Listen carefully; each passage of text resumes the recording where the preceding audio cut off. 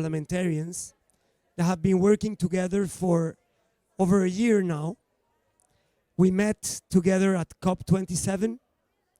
Even before that, a very important number of parliamentarians have been working together to put out a call, a movement of parliamentarians around the world to promote a fossil fuel-free world. And over 1,000 parliamentarians now, since PSOL in Brazil joined with more than 13 signatures, we have over 1,000, a network of over 1,000 parliamentarians who are putting this call out. And of course, all the work that we have been doing together for this past year is going to be summarized and given to the Secretary General of the United Nations for the United Nations to understand what parliamentarians are thinking around the world on the phased out of fossil fuels. So very briefly, I'm just gonna summarize what we did this year. We had a meeting, very important meeting, during the UN Climate Week, where we made an inquiry with multiple actors of private and government sectors to look into the phase out of fossil fuels. We had an inquiry at the Parliament of the United States with Senator Ed Markey, which is a very important member of our network, on climate finance. But we not only did these inquiries, international inquiries, where people from Uganda, Uruguay, Colombia, Bolivia, Zambia, the United States, Canada participated, parliamentarians, but we also did some national inquiries. Here Mario and Eduardo participated in the Mexican inquiry. We talked about it in the Colombian pavilion just a few days ago.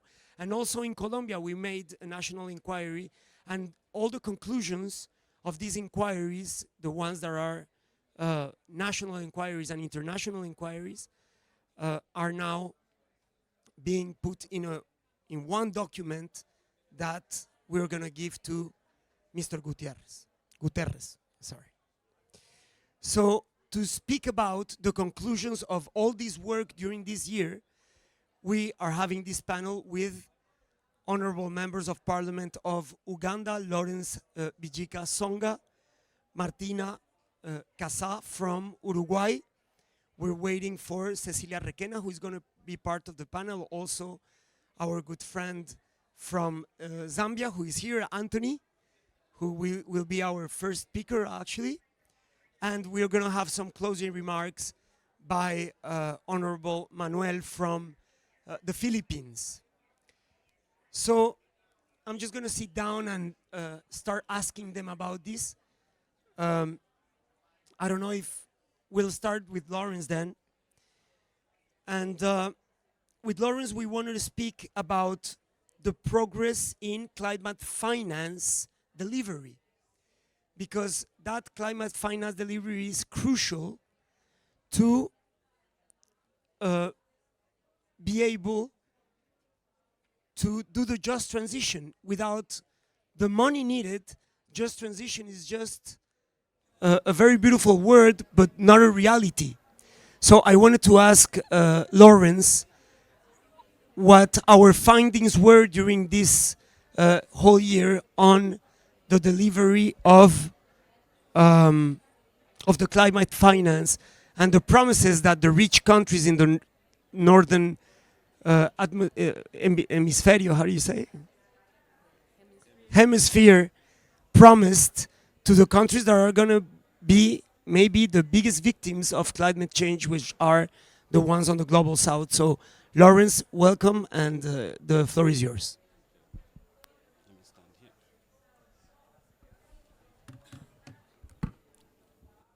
Thank you very much. My name is Lawrence Songa from Uganda, Chair of the Climate Change Committee. And I'm here with my Deputy Chair, Honorable Jacinta Atuto from Uganda. Excellencies, honorable members, it is true we are talking about climate change. And as members of parliament, we have basically four roles of legislation, appropriation, representation, and oversight. Now, one area of appropriation links directly to climate finance. Once in country you have the legal framework, climate change law, climate change policies, renewable energy, all that, then you should be looking at now, where does the money come from to address the climate change policy, to implement the climate change policy? Locally, it must come from our budget, and that should be our first money. You should not design a program, a policy, where you are expecting the money from outside. The first money should come from your budget. And for the money to come from your budget, then the people who are allocating these resources must appreciate the issue, that climate change is a serious issue impacting on the economy, and if it is poorly addressed, the economy can crash. Then, along that line, if you have got the first money, there are of course works being done by government, civil society, academia, and private sector, advocacy, and so on. Even at COP here, you are seeing so many groups meeting. At the end of it, it will come back to people who are allocating money in those countries. They can talk, but unless money is put in the budget, these issues will not be addressed. Now, globally, international community made promises, especially when we were in Glasgow, COP 20, in Glasgow, COP 26. So many announcements were made of trillions of dollars coming to address climate change. The question is, how much money has been realized from all those pledges? So our message is very clear that climate finance should be given priority, both in country and international community. Before we could even complete the money we pledged for Green Climate Fund, we have already created another one called Loss and Damage Fund. This meeting should not be just for creating or making announcements that are not going to materialize. And if you know that you don't have capacity to fulfill your pledges, don't make pledges. Not only for climate, there are many functions that require members to make pledges. If you know that you have no capacity, or you are just doing it to look like others, don't do it, because it affects the local people who may be having hope that someone is coming to address their vulnerabilities. So our call is international community should fulfill the pledges. In-country people should make it a priority in the budget, so that with that, we shall be able to move from the fossil fuel use to renewable energy sector, which can be healthy for the economy, healthy for the climate. I think that is a very key messages. So empty promises should stop with COP27. We don't want in COP20, should stop with COP28. We don't want in COP29 again people making empty promises that they are not going to fulfill. So that we can plan our development within our means. If we know that in that store we have this amount of money, we should plan within that than planning for money that is not going to be realized. I think that is our position. But all the same, we think that moving away from fossil fuel in a step-by-step phase out will really help the environment as we look for alternatives, not only for the rural community, but also the urban community. Thank you very much.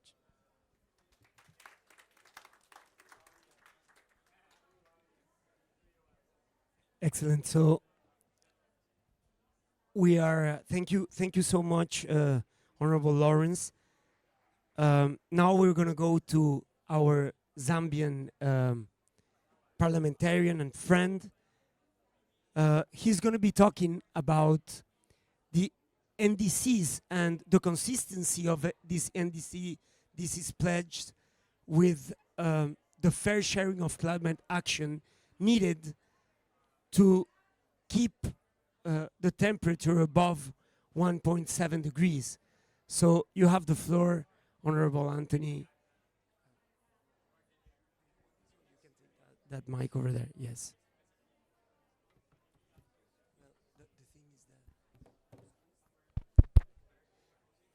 Thank you very much, and good afternoon. I will simply begin by asking a question. I think the mic is turned off. There you go.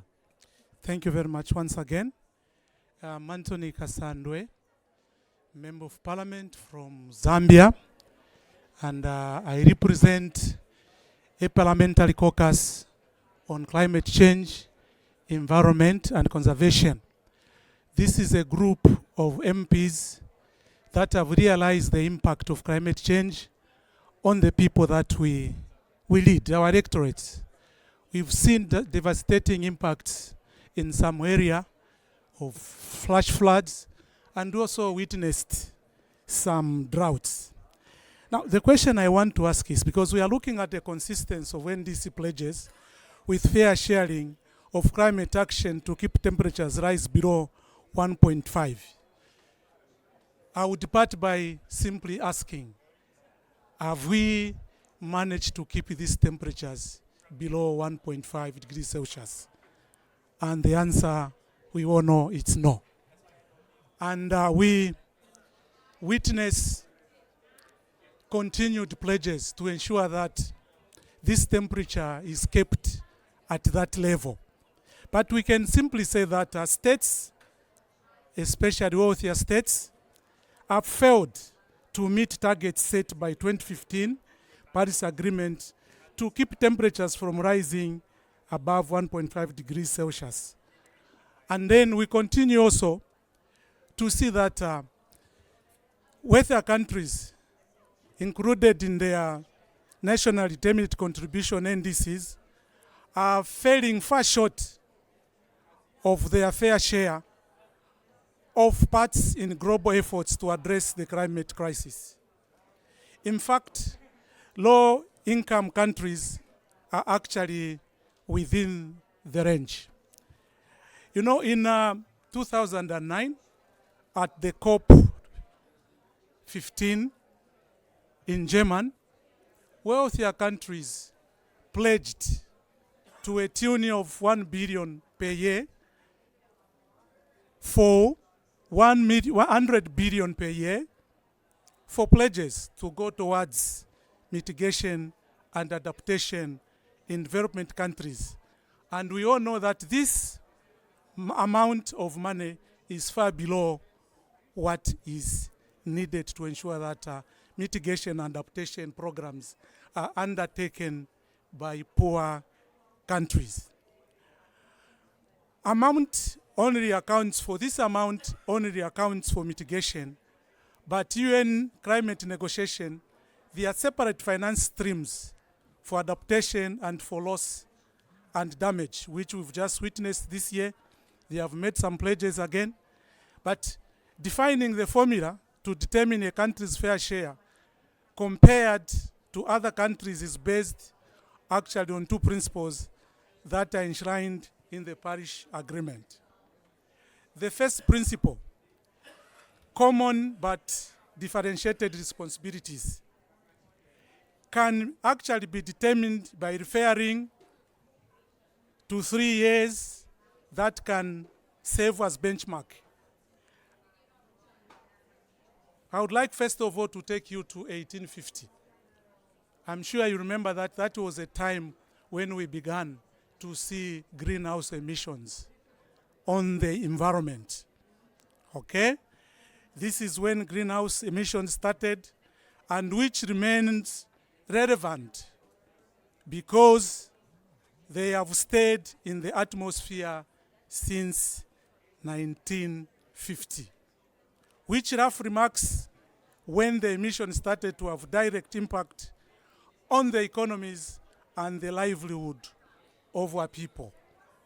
The first two benchmarks, 1850 and 1950, are considered equitable, while the 1990 benchmark screw the data against the developing countries and thus outside the range considered to be fair.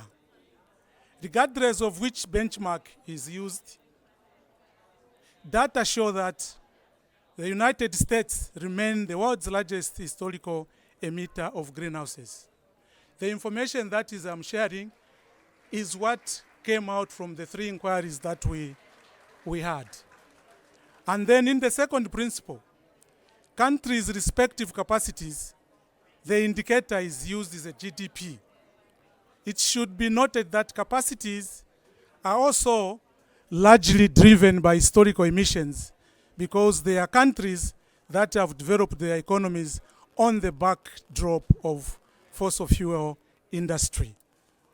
And not all wealth is equal, though, and it would be fair to count subsistence wages for people living in poverty, counting certain portions of the population above excess threshold factors into determined capabilities.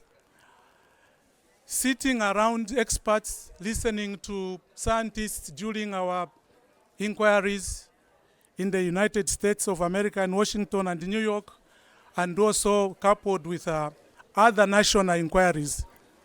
Thus, as members of parliament or network of fossil fuel, Free Future, would like to recommend the following. We recommend that rich countries' fair share are much greater than their mitigation potential, while lower income countries' fair share are less than their mitigation potential. We therefore call upon wealthier countries to meet their fair share through international climate finance and support for lower income countries. Thank you very much for listening. Thank you very much, Anthony.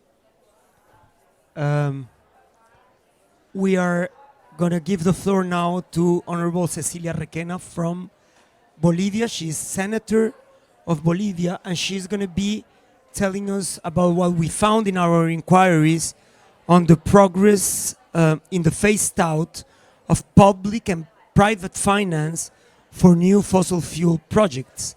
So you have the floor, Honorable Cecilia.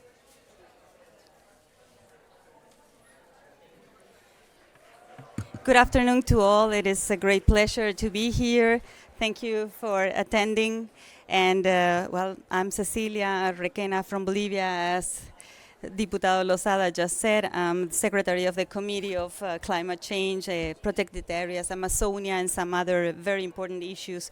I work, I mean, this is a cause. This is a cause for me, and I'm trying to contribute as much as I can from the Bolivian Assembly, in spite of being from the opposition, but trying to work with our government in order to advance the cause, because it's literally indispensable. It's a matter of life or death. I'm in charge of talking about a pretty, I would say, sophisticated issue, which is financing, sustainable financing. And so I'm going to stick to, to our recommendations, because I want to be very rigorous on the language, if you allow me. So let's begin with the context situation. I mean, emerging markets could reduce 2/3 of emissions, but it's really complicated right now because indebtedness and also because the post-pandemic demands. Emerging markets can reach, if helped, net zero target by 2050 with increased investment flows and increased private financing share from 40 to 80 and even 90 by 2030. Governments need to address high indebtedness and high financing costs, that means risk in financial terms, and use public money to bring in private sector. But we can understand that public money is not abundant in countries like mine. So we need an architectural redesign, and that's a finance architecture redesign. We need to ensure high quality data, taxonomies, and disclosures in the climate transformation architecture. We need transparency. There has been lots of critics on green bonds and things because of lack of transparency and accountability. We need to invest more public money for adaptation to address the investment gap. I would like to emphasize that countries like mine, we are a pretty big number in terms of the world, we need to make more also internally. It is also our own responsibility, and we have in our hands our own policies. In Bolivia's case, we are going the opposite way, unfortunately. So it is very important to stress that national responsibility.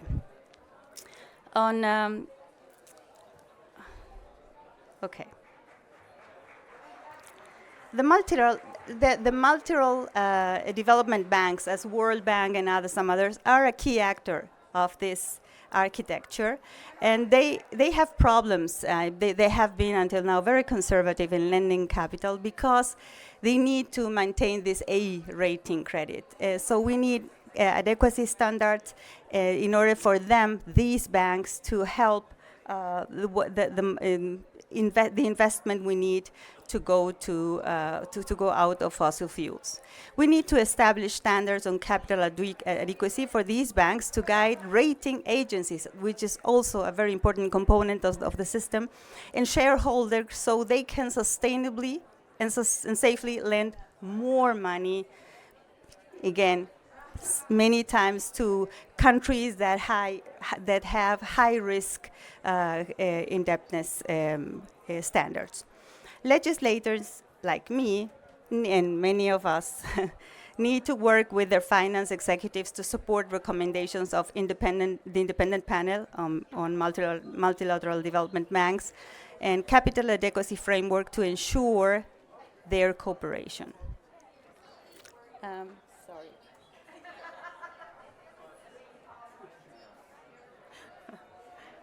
Okay, on public finance. G20 countries and those multilateral banks reduced fossil fuel funding for the first time. These are good news, and we have to be able to identify the few good news we have.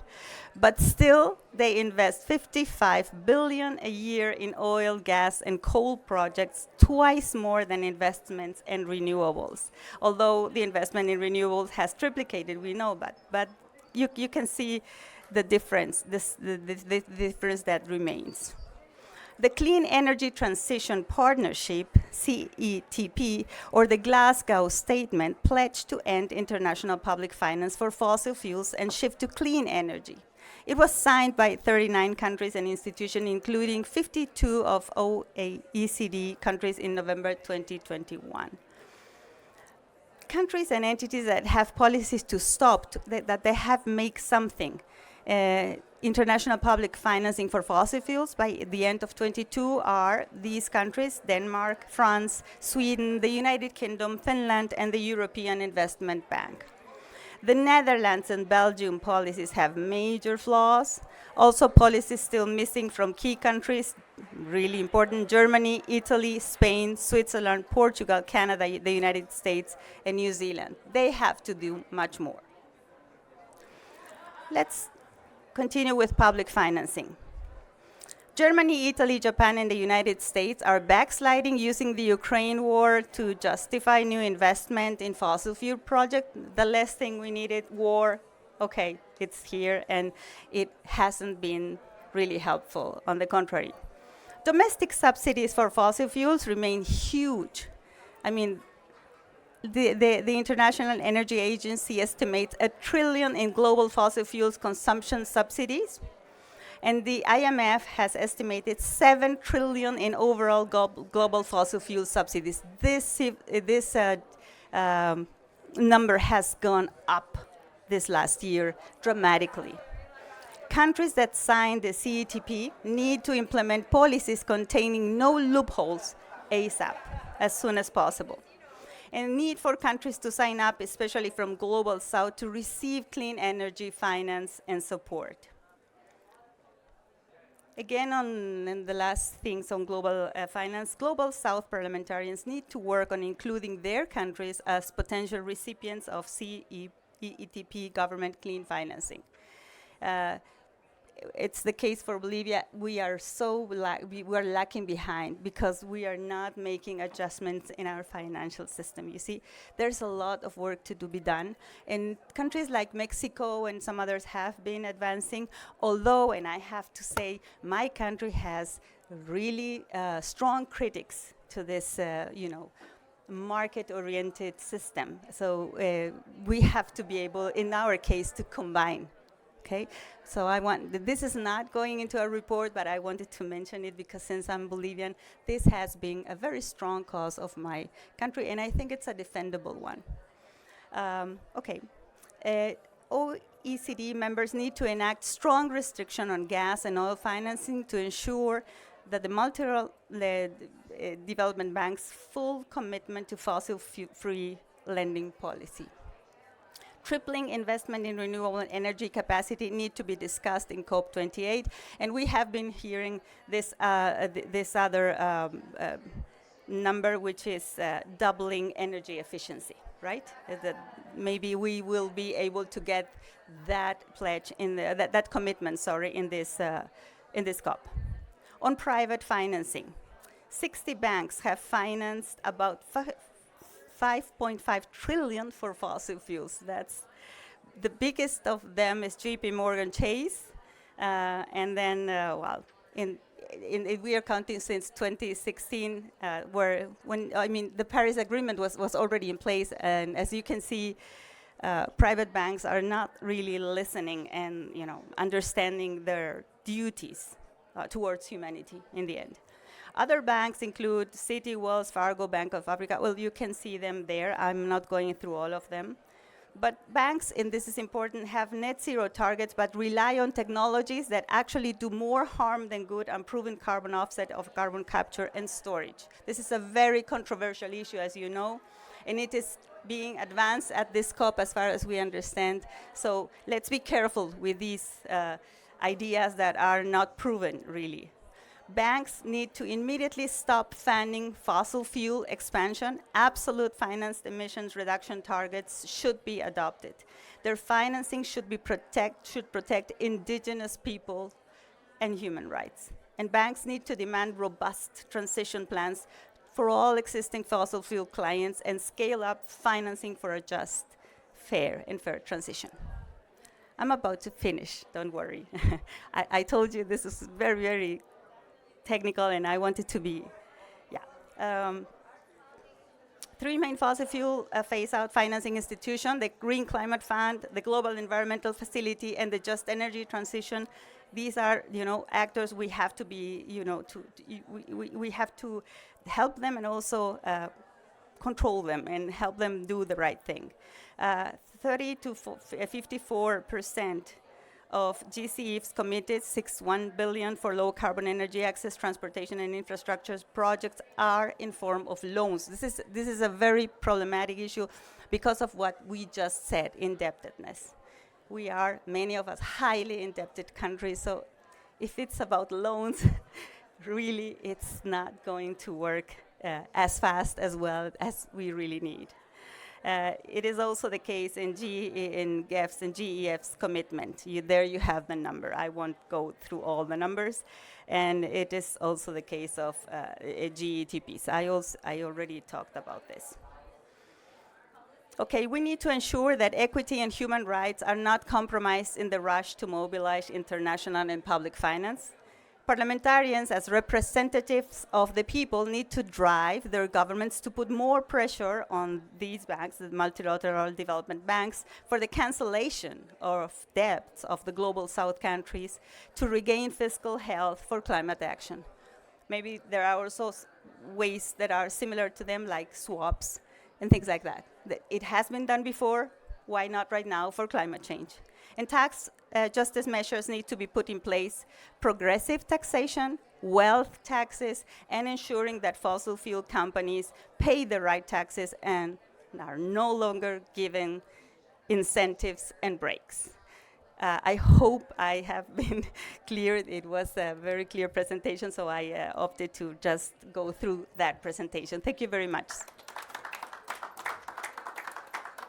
Thank you very much, Honorable Cecilia. You were so clear that the room went dark.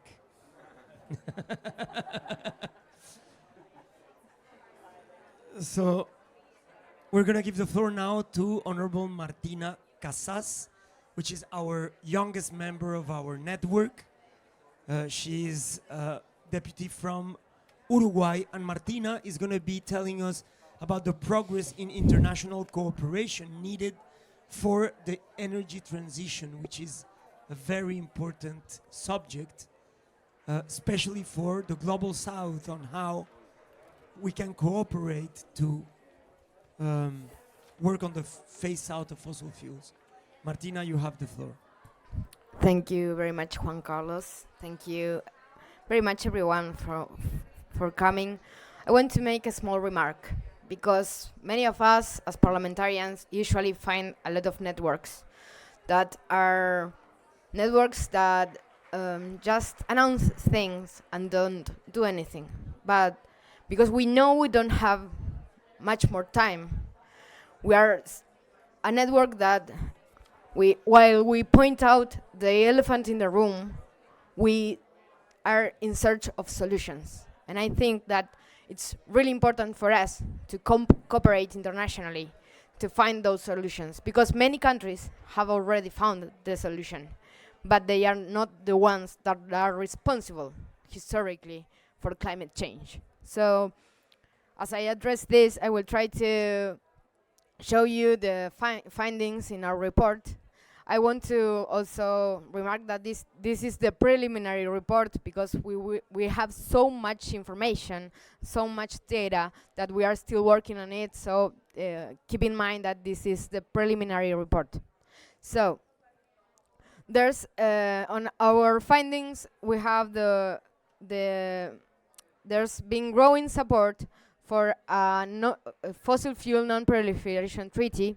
It started in with many countries that are islands like Vanuatu, Tuvalu, Tonga, Vichy, the Solomon Islands, Antigua and Barbuda, Timor-Leste, but now many more countries are joining, because there's a strong support for this non-proliferation treaty, because we need to address that in the Paris Agreement the fossil fuels, oil and gas, are not mentioned once. So we need to work on a phase out of fossil fuels, while keeping in mind that many countries still depend economically on fossil fuels, and also there are many jobs that need to transition from fossil fuels to other forms of work.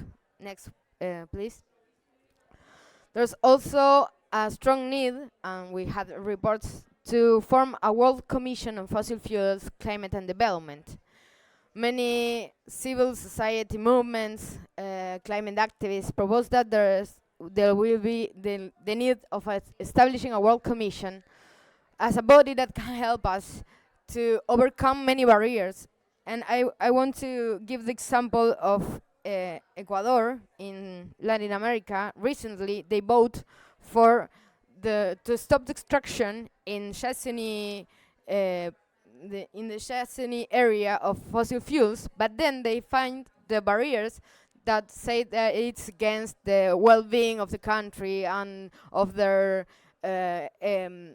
commercial needs. So while many countries, sometimes also Colombia once had voted against fossil fuel extraction, but then you find many barriers, legal, not or commercial treaties, that don't help you to achieve that goal that the population of your country wants to phase out from fossil fuels. So we need a World Commission on Fossil Fuels that aligns with the limit of global warming at to 1.5, and also we need it to connect and consult with a broad base of stakeholders, including the workers I told you before, that and the communities that are interested in the phase out of fossil fuels and the just transition.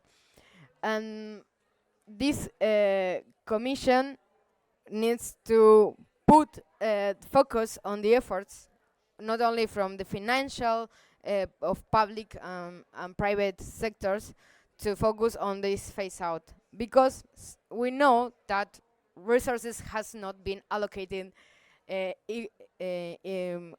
terms of fairness and equity. That is what we need. So many civil society and movements thinks that the World Commission on a Fossil Fuel Climate and Development should help us to achieve our goals. Next one, please. There's also the BOGA Alliance, the Beyond Oil and Gas Alliance, that is starting in 2020 in Denmark, and it decided to put an end date to fossil fuel extraction in the country. It also helped to stop new contracts on fossil fuel extraction, and the BOGA works with the IEA and the IMF on providing necessary analysis for countries that need to manage the phase out of fossil fuels, but don't. Will have a fund that help us phase out of the fossil fuels, even though they are not part of the BOGA agreement. So there are many, as you can see, there are many things that are from civil society, that involve governments, because this was voted in Denmark in their parliament. So there are many tools that we have encountered in this global inquiry that are moving towards the solutions and are not only pointing the problem. Next, please. There's also the Parliamentarians pledge on loss and damage fund. Over 100 parliamentarians had joined the pledge to push for the operationalization of the loss and damage fund at COP28, where this COP started with the announcement that this fund it has been granted. But we know that we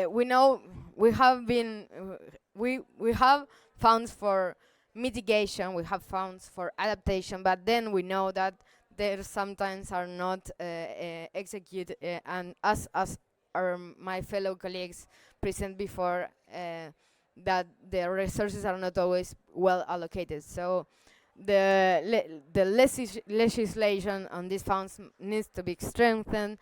We have to keep in mind the polluters pay principle and the fairness and equity principles, because we need to have locally led and solutions and gender responsive solutions, and we also know that the most affected countries by climate change really need these funds of loss and damage, but they are not the ones that have created the problem.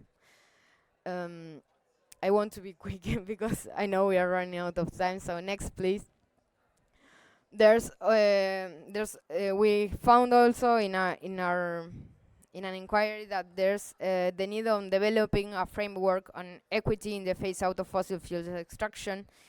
We were presented by with the Civil Society Equity Review Network report that it shows that despite climate ambition and net zero commitment, governments are still planning to produce more than double the amount of fossil fuels in 2030, and it's not consistent with the limit of 1.5. It might even push us to 2 degrees. And there are many challenges facing fossil fuel phase out, and many countries that produce fossil fuels depend. Oh, thank you very much. It was really getting hard to read inside here. So there are many. Also, there are many public services such as education, health, welfare, especially where the tax base is small, like in my country. And they still depend on revenues and fuel production. So there's need to we need a fair global phase out of fossil fuels that include global extraction phase down at a pace consistent with 1.5, and that that keeps in mind communities and workers. We need to ensure that the extraction is curbed with environmental justice and reduced the fastest with the least social consequences. We know that is really hard, and that's so the transition cost should be shared fairly, and as my colleague Anthony said, that fairness has been defined for these purposes. I lost my fairness page. So fairness has been defined, and we all know this phrase, and we have it repeated a lot with common but differentiated responsibilities.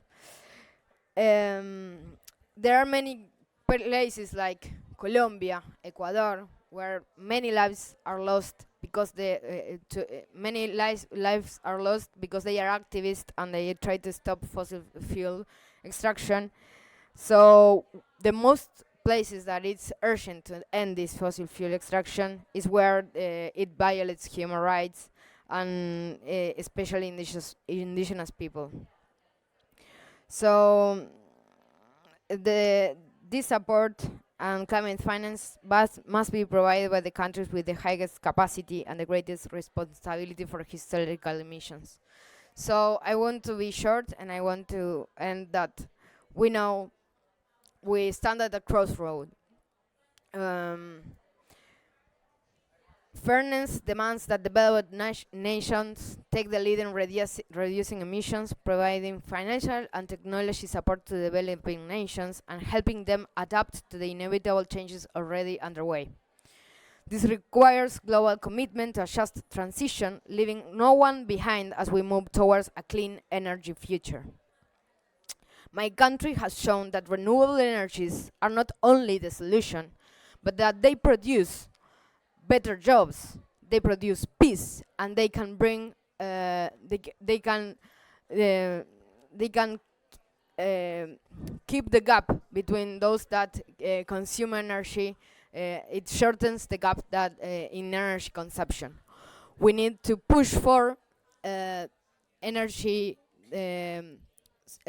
sources substitution and not energy expansion, as we have been doing, and this is what we have found in our inquiry. We need a robust international framework. We need a framework like BOGA. We need a framework like the Non-Proliferation Treaty. We need a framework like the World Commission that focus on the. We know that it's a great ambition, but it's what we need.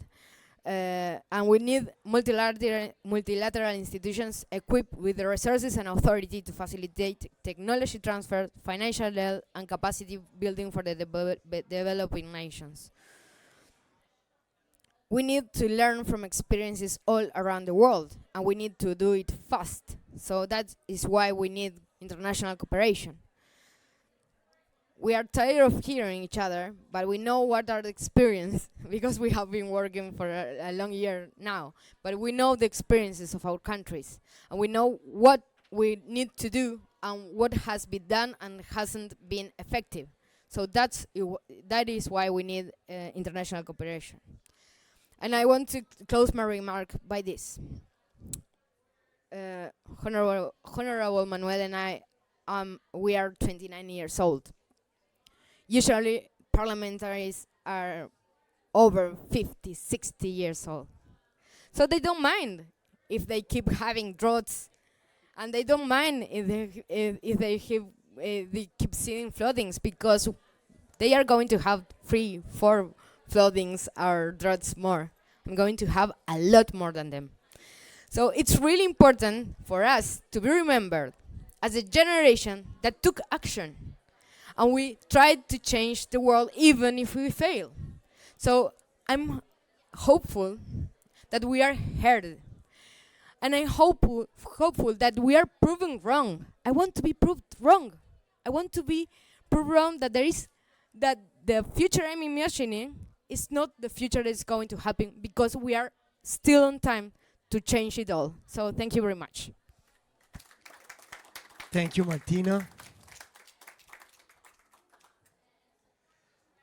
So I think we're going to go to our closing remarks by Honorable Member of Parliament of Philippines, Honorable Raul Manuel.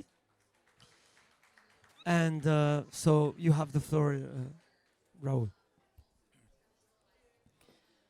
Good day, everyone. Before we end this activity by the Parliamentarians for Fossil-Free Future, we would like to point out some of the relevant things that have been said with the many inputs that have been given by our parliamentarians. Once this report by the network will be finalized, this report will actually not be the end of our tasks. This report will just be the start of more intense efforts for us to push for a fair and quick phase out of fossil fuels. It has been mentioned that we must not pit climate action against the economy, because what kind of economy can we have in a world that is already burning? We can't continue operating with the status quo wherein we are just heading towards a more unlivable kind of planet. And aside from that, because we should not pit our economy against climate action, then we must also take notice of long-standing interests that come in the way of fossil fuel phase out. For example, we have observed in this conference of parties this year that there has been an increase actually in the number of fossil fuel lobbyists because of efforts for transparency in the registration, and more so because of growing calls for fossil fuel phase out. There has been 4 times in the number of such lobbyists compared to last year. These are lobbyists for coal, for oil, and for gas, which are, of course, things that we want to end by this network of parliamentarians. And this number is actually more than the total number of delegates from the 10 most climate vulnerable countries. So this is actually very ironic, and this makes our report and the future efforts that we will be having even more important.